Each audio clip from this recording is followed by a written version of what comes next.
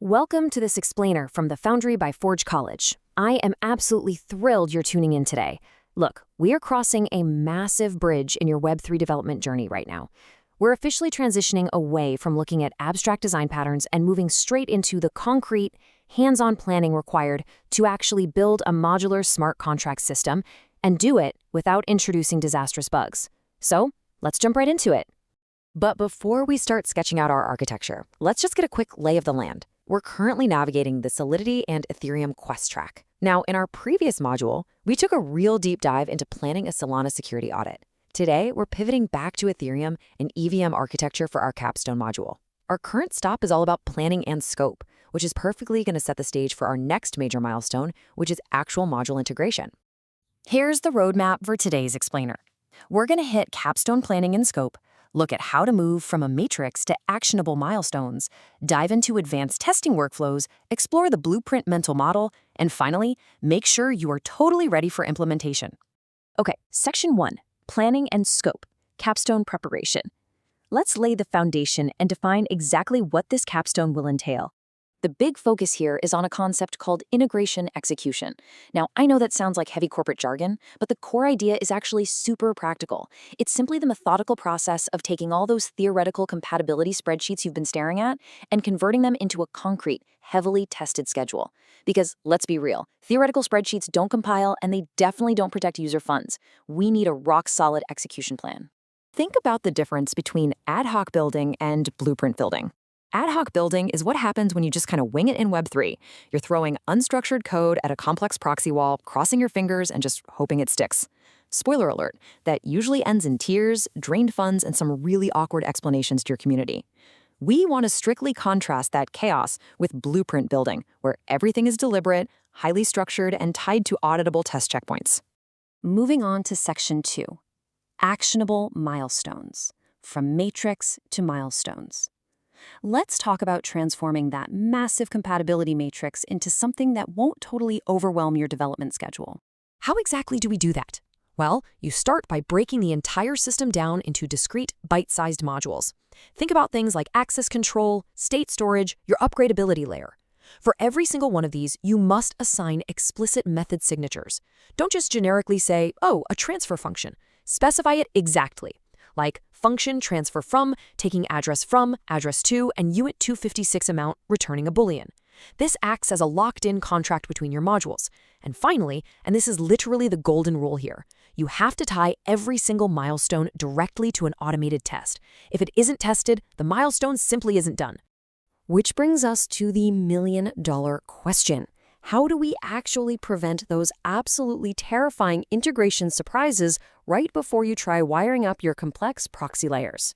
You know exactly what I'm talking about. The moment you connect module A to module B, and suddenly the entire system starts reverting. That brings us to Section 3, Testing Workflows, Advanced Workflows. The answer to preventing those surprises is establishing incredibly rigorous testing pipelines. Think of this workflow as a 4-layered security net to catch failures when they're still cheap and easy to fix. Step 1 is the tightest mesh, running unit tests on every single commit.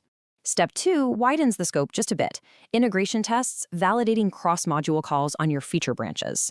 Step 3 introduces end-to-end scenarios that test actual user flows, and you should be running these nightly. Finally, Step 4 is the heavy artillery. These are your full upgrade and migration tests, and they absolutely must pass before any release. This tiered approach means you fail fast and you fix things even faster. To keep this straight, you can organize a ledger that maps your milestones directly to their test layers, their pass criteria, and the automation targets. So, for example, if your milestone is core storage, your pass criteria might be that all getters and setters must round trip successfully in your CI job. Doing this takes all the guesswork out of their continuous integration. You know exactly what needs to turn green for the milestone to be considered complete. Now we need to talk about one of my favorite topics, failure injection. This is where you actually get to be a little bit destructive, purposely breaking things for the greater good. Failure injection means you deliberately simulate reverts, you force out of gas conditions, and you throw absolute garbage call data at your contracts. Why on earth would you do that? To guarantee your system fails safely. A truly robust smart contract doesn't just work well when users behave perfectly, it fails gracefully and securely when it's under attack or facing weird edge cases. Section 4, the Blueprint Model Guiding Implementation. Everything we've discussed, the tests, the matrices, the injected failures, feeds directly into our guiding philosophy. The philosophy here is simple, but it is profound. You need to treat your project plan and your documentation as a single load-bearing blueprint. Just like a professional construction crew would never try to build a towering skyscraper based on a couple of scribbles on a napkin, you should never try to build a modular smart contract system without a unified, highly detailed blueprint. It serves a dual purpose. It guides your coding implementation, and it forms the backbone of your final presentation. It's really cool to see how every piece of your documentation maps perfectly to a real-world construction parallel. Your module responsibility table? That's your structural diagram. Your compatibility matrix is your materials chart. Your test workflow is the rigorous inspection checklist the building inspector uses. And that demo script, that is your final acceptance test, proving to the world that the finished structure holds up to scrutiny. To keep your capstone perfectly organized, we highly recommend following 3 tactical steps. First, grab all these artifacts and consolidate them into a single plan folder right in your repository. Second, create a living milestones.md file that breathes and updates as your project grows. And third, prepare a demo script.md file that maps every single feature you plan to show off directly back to your automated testing evidence.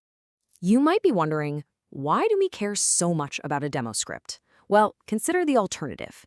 A random successes demo is totally unstructured.